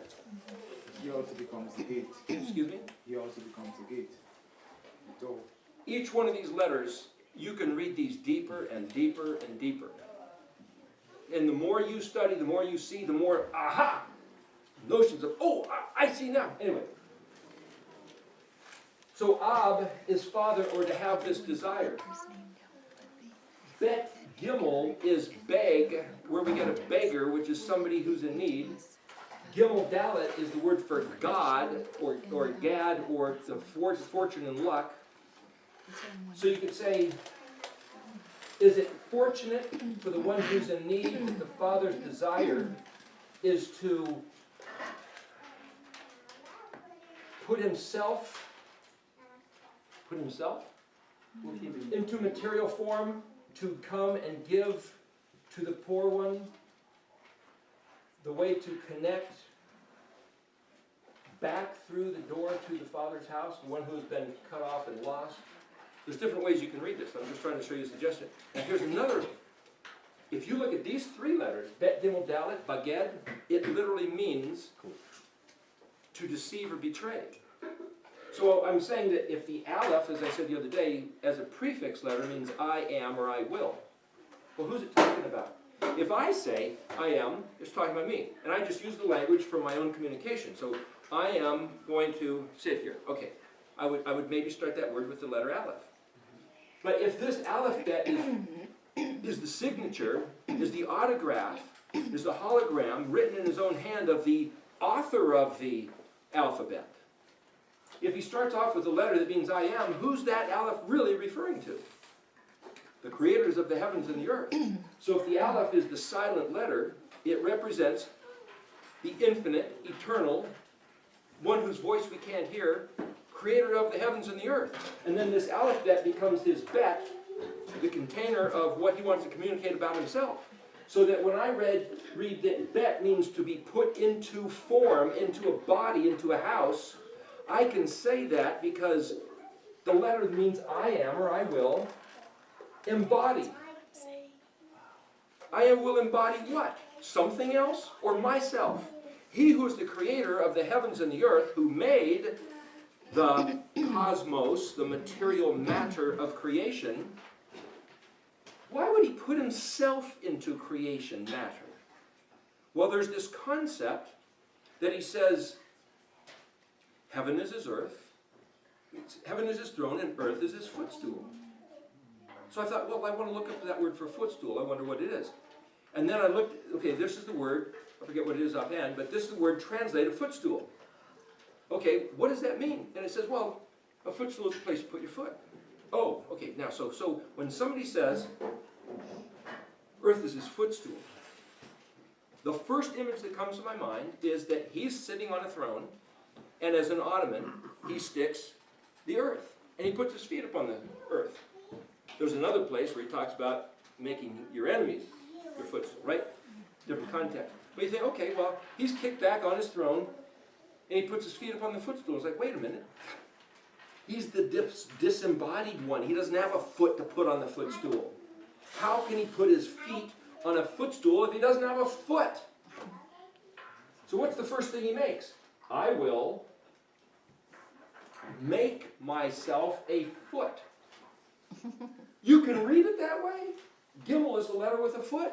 Even the Jews will tell you that. Remember I told you the other day, Gimel is the letter that has. So it's running, it's the letter with a foot, so it runs to give to Dalet, the poor one, because Dalal means poor, and he's got his hand back to receive. They'll tell you that. But they won't tell you that the Almighty, Infinite One, would be the guy who would run down to give to the poor one, because some people think that he would never do that. Why would the infinite, immaterial one put himself into a finite enclosure of material matter? Why would he do that? Oh, the alphabet tells you. This word Ab, well, it does mean father, but it means, remember, the one who has a desire. Because he felt like it. That's all. It just felt like doing it. We're going to hold that back from him? No. I felt like making myself a foot, so I'd have a place to put my feet. Well, where would he put his feet? On the ottoman? On the earth. I'm pointing to a door, and I call that the earth. I point to the triangle, when we all know it's a sphere, or maybe flat, or whatever. The point is,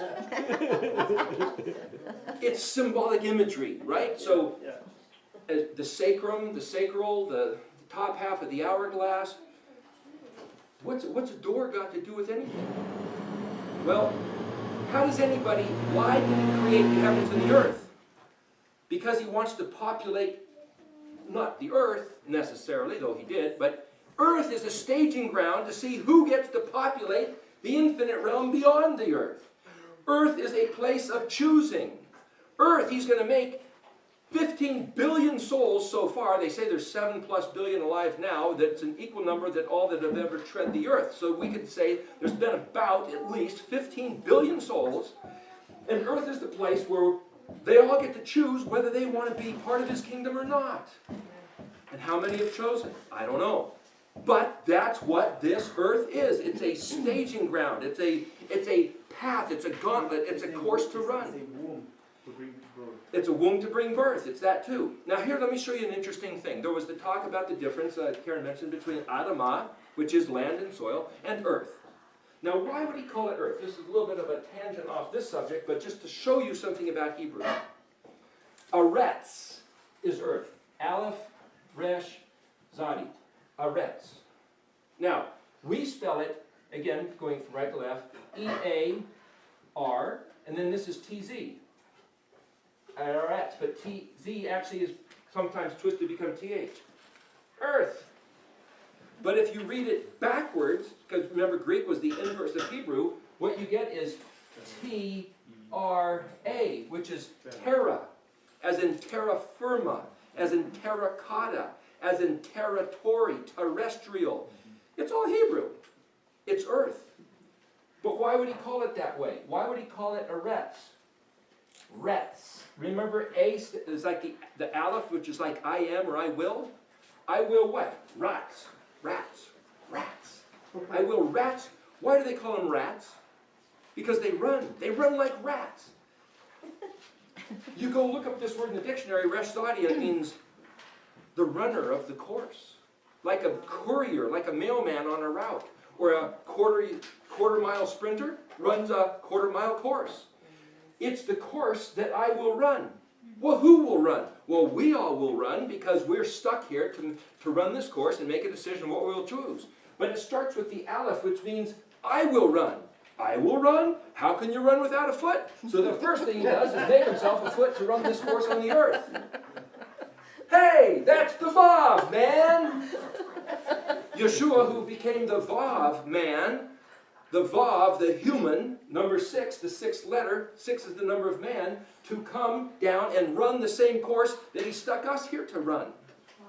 With the same limitations and fallibilities and psychological, why is that so interesting? I'm not going to do that. The same struggles we go through, he went through to run the same course. Not as the superhero God-man with superhero powers, but as one of us, with all our feeble, fallible limitations, hardships, and handicaps, and encumbrances, and he took them all to say, it's doable, if you regard the Torah. That's in Aretz. So for me to study each word, and then I could break down the Resh and Zadi, which is further down the alphabetic sequence. But I'm saying that as you start studying these words, you see these things, which to me are thrilling. Which is why I'm saying if you're bored with going to church and singing the songs, it's like, well, start studying Hebrew, because it goes deeper and deeper, and then this word combines with that word and that one to that one, and it's multidimensional, because I'm just trying to show you a couple things on the surface. Then you see, and this is something I mentioned yesterday, that why didn't them crazy Jews recognize their own Messiah? I'll show you why. Because you have the dalet to this word baged, and it means, literally in the dictionary, it means to deceive, to betray, to act treacherously. And someone might say, well, that can't be right, because Yahweh would never do that. He's truth. He's light. When do you deceive and betray? In the darkness, in the hosek. Sneaky.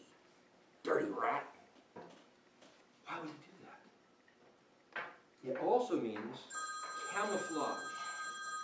It means to appear in a form other than you really are so that you can sneak around without getting busted for it.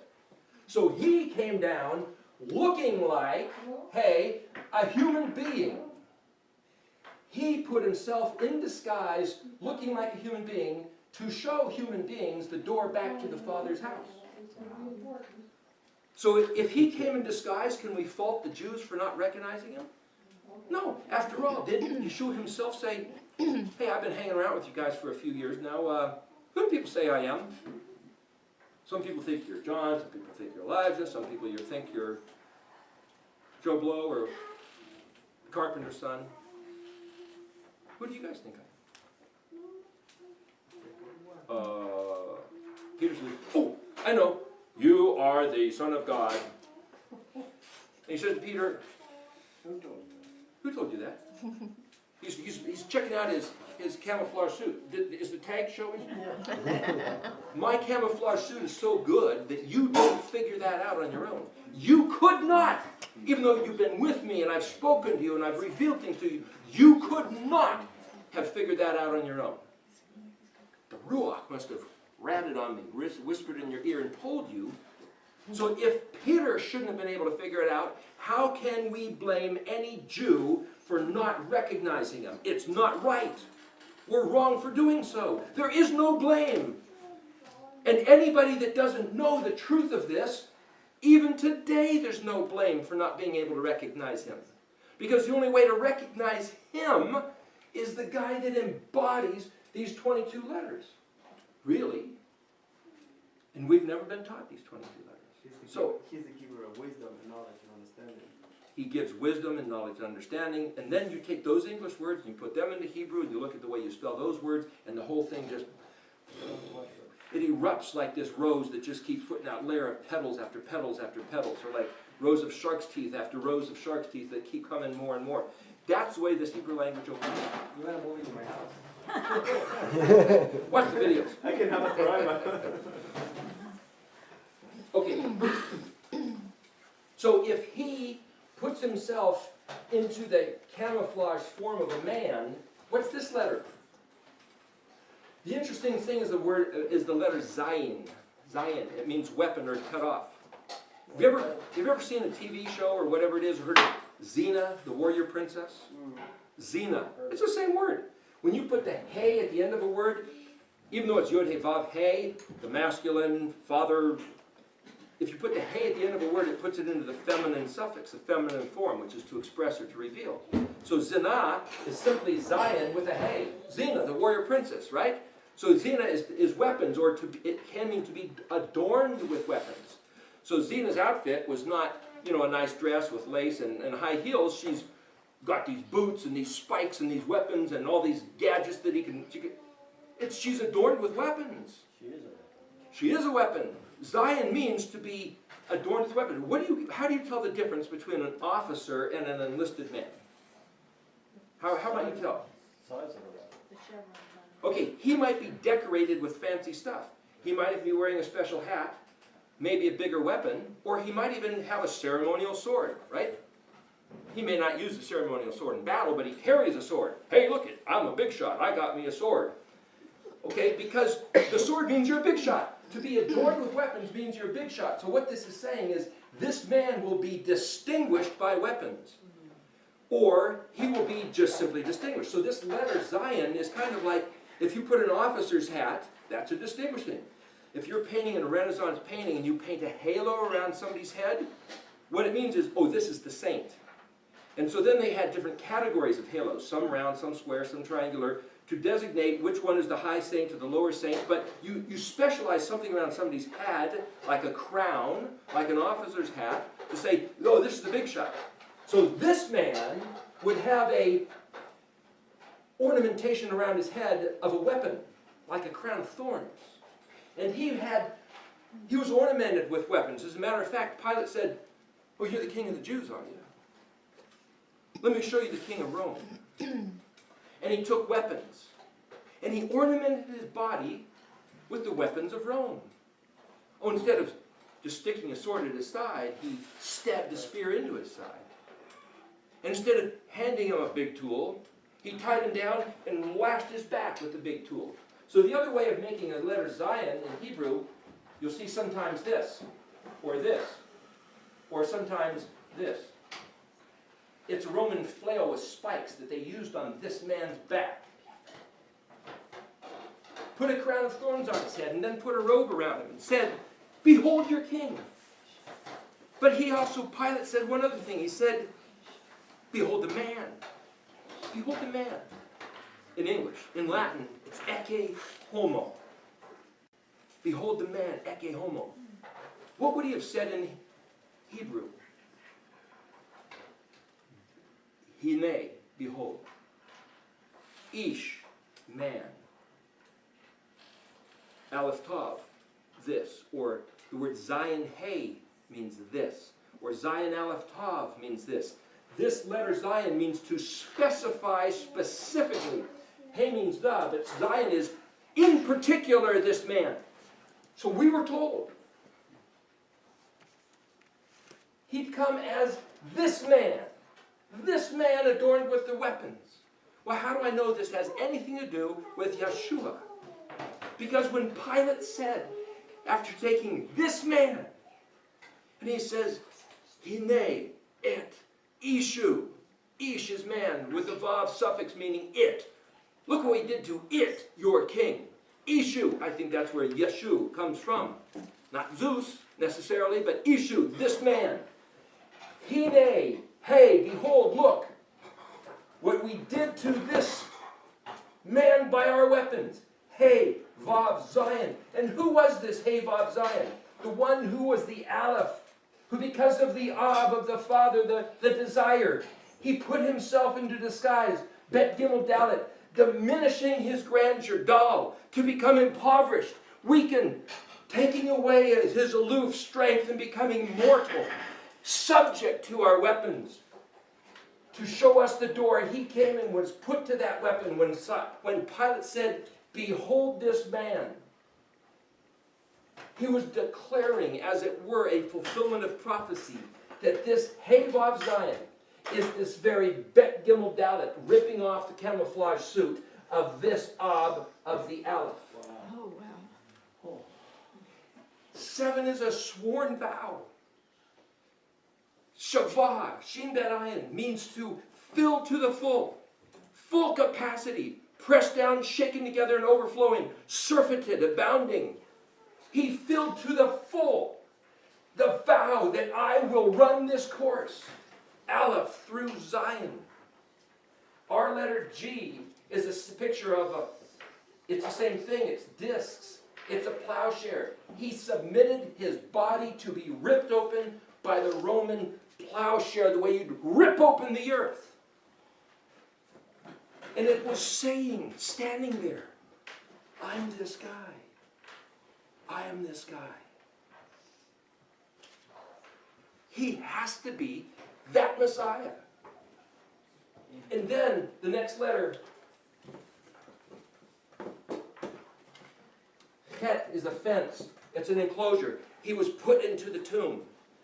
Tet is a round thing. The round stone was rolled in front. Yod is a hand that holds, that grabs. The seal was put on it.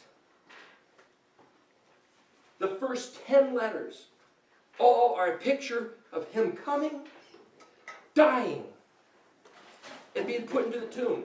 The word spelled Het Tet in the dictionary, or Het Tet Aleph. Aleph just puts it into the form of a noun in the Aramaic format. It means sin. When you put a yod at the end, it means my sin. It also means to be cleansed. It means to incur guilt. It means to offer a sin offering. It also means to find favor. So this one did this because of my sin. He incurred my guilt so that I could be cleansed, so that I could find favor. And he did this all for you. Kaf. This all for you. Kaf Lamed, all of it. Yod Kaf Lamed means to have the power and capacity to prevail. He did this, we're having the power and capacity to prevail, to impart to us the power and capacity to prevail, Because when you have a sacrifice, you take your guilt, your sin, your corruption, and it's imputed onto the sacrificial animal. And the cleanliness, which is why the sacrificial animal had to be pure without spot or wrinkle. The cleanliness of the sacrificial animal, the innocence of the sacrificial animal, is imputed to the one offering the sacrifice.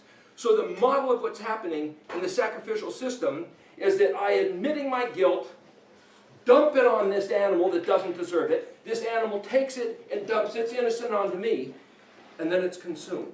That's what happens. For what it's worth, the next letter, Mem. If you put your hand to keeping Kaf Lamed, lining up with Torah, the instructions of his hand offering us life, then we can contain it all. That's what it says. Yod Kaf Lamed, to contain it all. But if we don't put our hand to doing all that he said, what we're left with is Kaf Lamed Mem, which is where we get the word kalam. Calamity. C-A-L-M. Calm. Everything stops. And it also means to be put to shame and disgrace. But he also was put to shame and disgrace. He was put to shame and disgrace. So even Kaf Lamed Mem speaks of him. We could go through the rest of the letters of the Hebrew alphabet, but this is the first half. I like that. The Yud, the hand that works, but when he stands back, he allowed himself to go into that. He could have done something different. He said, I could just give the word and legions of angels would rescue me from this. But he subjected himself. Why? To fulfill the prophetic words of these Hebrew letters. These Hebrew letters in this very sequence. And I tried to show you how you stop, you have an idea, put it in motion, you have to make a decision, blah, blah, blah. It all fits because it's the natural train of thought. He designed psychology. He designed the way the physics work. He designed the Moedim. And the next group of letters, starting with the Het, which I'll show you later, shines up with the Moedim. Lines up with the 7 days of creation. I showed you the first 7 letters lining up with the 7 days of creation, but so did this next package, written as an encrypted code. This is all to prove that it's his stuff. It's his language.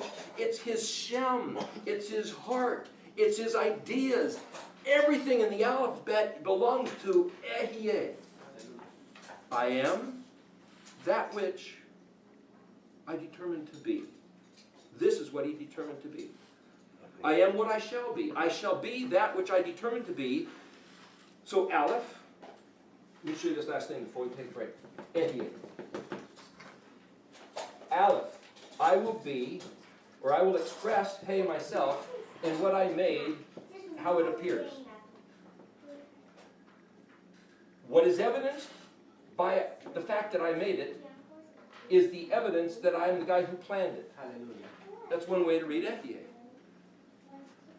I will express myself in the creation as it is made to appear. Ehyeh.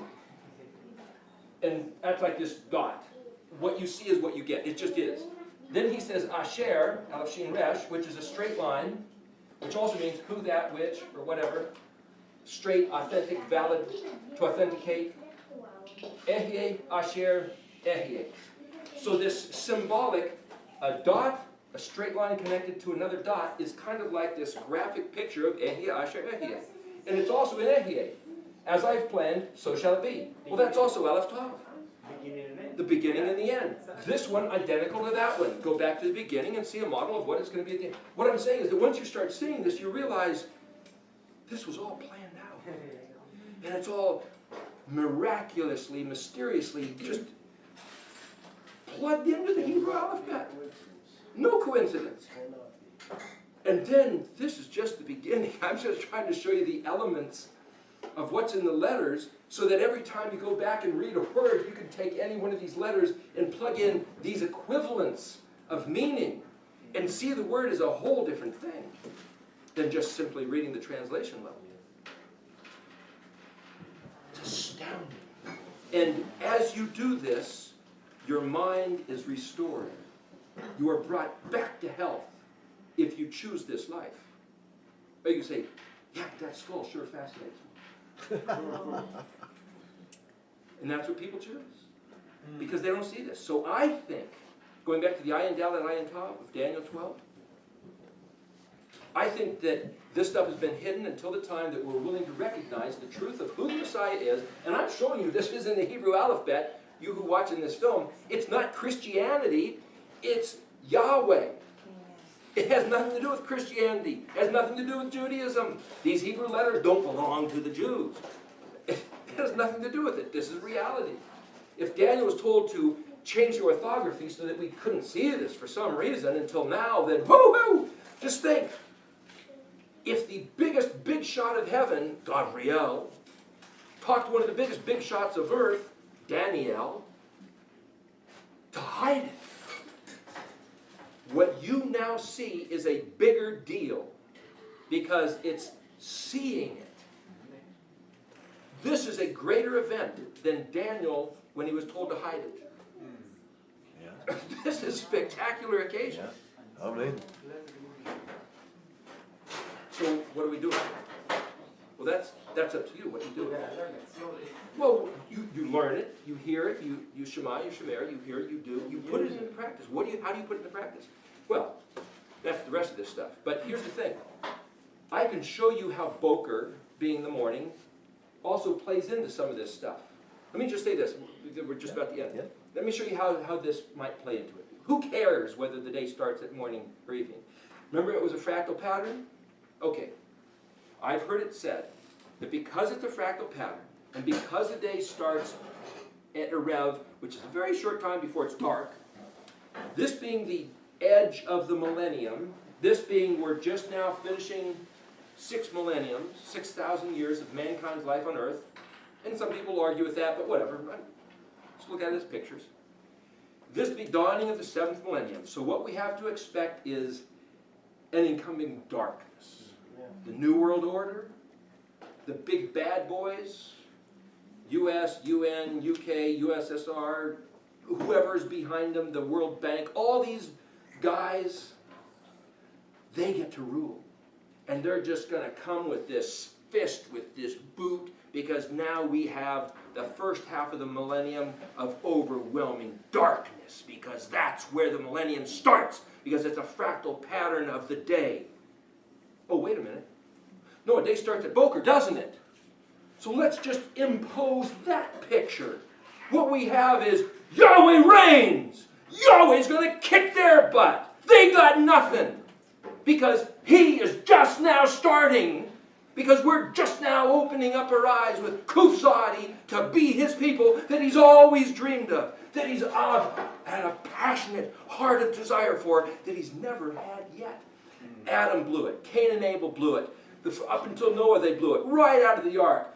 Boom, you got the Tower of Babel. You got Nimrod. You got then the 12 tribes pumped out and spun off. And Jeroboam, all promised you the kingdom like David. Oh, really? Oh, poof, there it goes into idolatry at Dan and Bethel. You stupid jerk. Well, it's persisted ever since Yeshua came to get... you got Constantine. Oh, gosh. Another 2,000 years. Well, here we are. Really? We have the darkness to look forward to? Or do we have the break of day of Yahweh Zavot? Hallelujah. Amen. You'll say what you have what you say as you ponder in your heart, so it is unto you. What did Yeshua say? According to your faith? Don't say the giants are too big. I've given you the kingdom. I've given you the land. They're going down. And then what do we hear from our preachers? Messianic or otherwise. Oh, the darkness is coming. No, that's not what he said. So if you choose to hold on to this picture of Boker, let me put it this way. I would rather stand in front of him one day having been killed and say, gee, why didn't you save me? Gee, I thought you were going to save us. Rather that than stand in front of him one day and he said, why didn't you believe me? Oh. Wow. If for some reason he does empower the bad guys, whatever. But I read the story that no, the bad guys can pound their chest. We'll get to Daniel 2 next time. Goliath was raging, mocking the Elohim of Israel. And David said, who do you think you are? Your head's going to... that sword you're flashing at me, it's going to take your own head off in about 5 minutes from now. These guys, we could go on and on with stories, but it doesn't matter how big they are, how many F-16s and tanks they have, just doesn't matter. This is the Ab of the heavens and the earth, and we are his people. Amen. Invoker's coming. Go here.